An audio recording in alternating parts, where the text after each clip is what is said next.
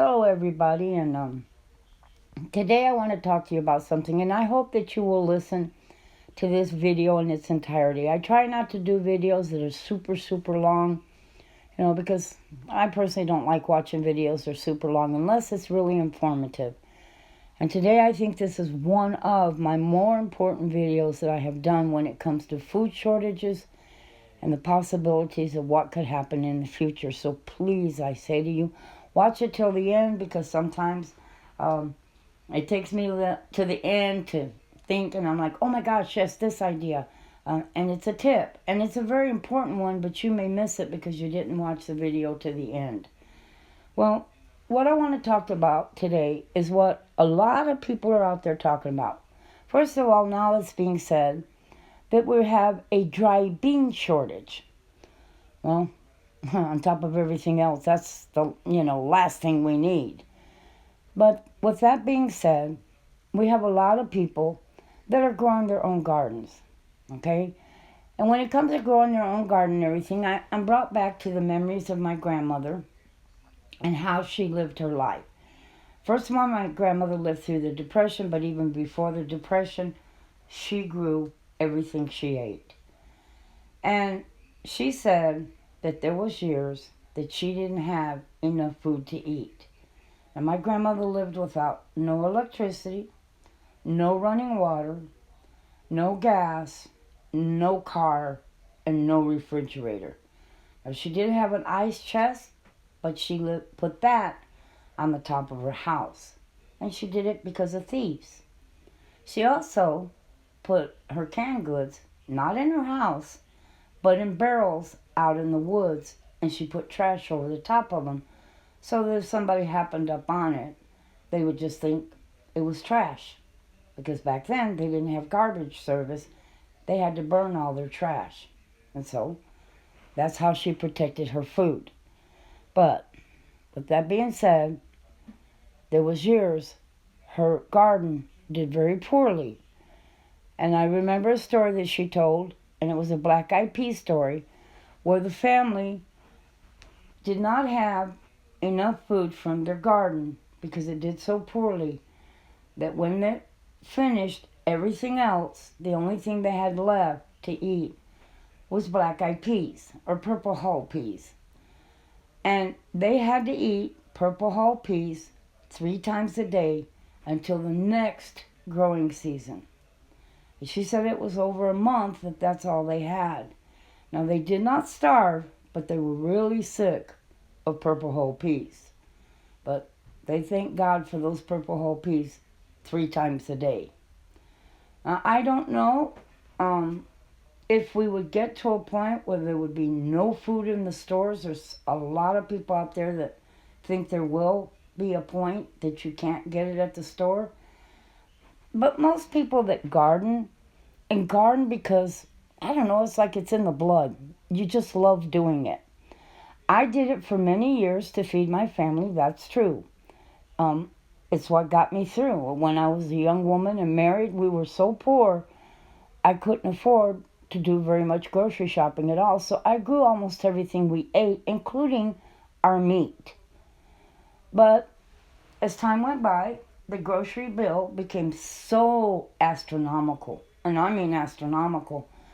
I couldn't afford to grow it anymore, so thank God for canned goods that I can go to the store and keep my shelves at home prepared with food for my family in case something goes wrong, and, a job, whatever it may be, but I have food that I can fall back on. But with that being said, I do grow some squash in the summer and a few cucumbers. The cucumbers, I don't care for pickles, but I grow them because I make a cucumber water, which my family claims that it quenches their thirst better than water. But with that being said, I have put a few things in my yard, and I'm working on more. They can absolutely take care of themselves, and I do not have to replant them, and they can live off of the minute water that I get in my area. Now, it's not something I'd want to eat 3 times a day, although the things I'm planting are extremely healthy for you. I really wouldn't want to sit down to just that 3 times a day, but if I had to, I would. Now, with all that being said, back to no food in the grocery stores.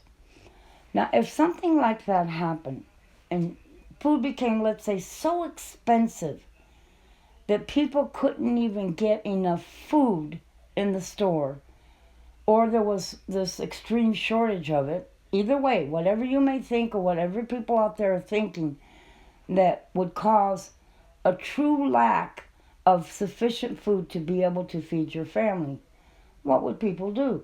Well, what they normally do. A lot of them, not all of them, but a lot of them, they steal.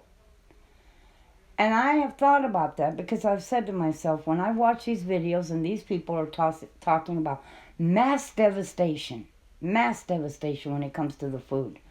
And they're going around putting up greenhouses and all kinds of things. I say to myself, well, if things get that bad, you will have people, just back in my grandmother's day, those people that would hop trains and go from town to town and state to state trying to come up with food.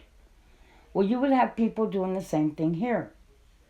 If something like that happened, you would have people massively just roaming to find something for them and their families to eat. And if you've got a garden, they'll take it. Now, that's just what I believe would happen. And I say to myself, how would you possibly protect a garden from a bunch of looters? Because you've got enough people, I believe, that are mean enough that if they came up on your garden and they didn't find anything, they would say, well, hey, why should they grow it and have this? And they would become angry and jealous that you're growing something, and they'd rip it up out of the ground. There are people who would do that. I'm not saying everybody, but there's people who would. And if you're the person that they do that to, that means you don't have food either. But I look at it as, how would you protect your food? Now, like I said, most people are growing a garden because they enjoy it. I did it because, I couldn't really afford to go to the store, but at the same time, I enjoyed having a garden. I shared my garden with other people. I had a gentleman that used to come by, him and his wife, and would pick from my garden all the time because they loved it. But I can't do that anymore. My water, like I've said in other videos, I cannot afford the water bill.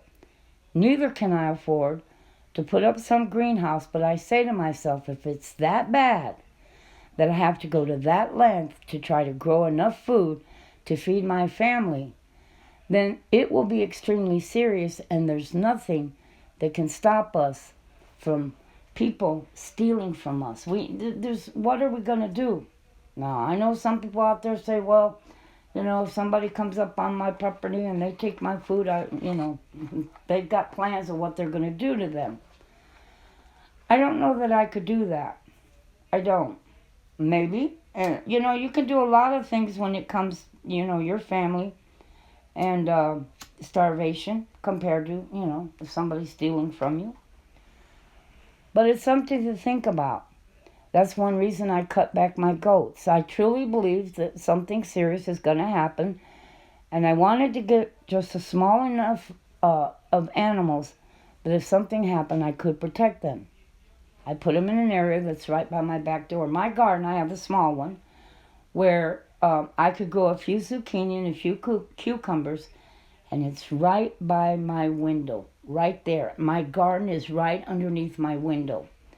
And so I would be able to see very easily and very quickly if somebody was taking something from the garden.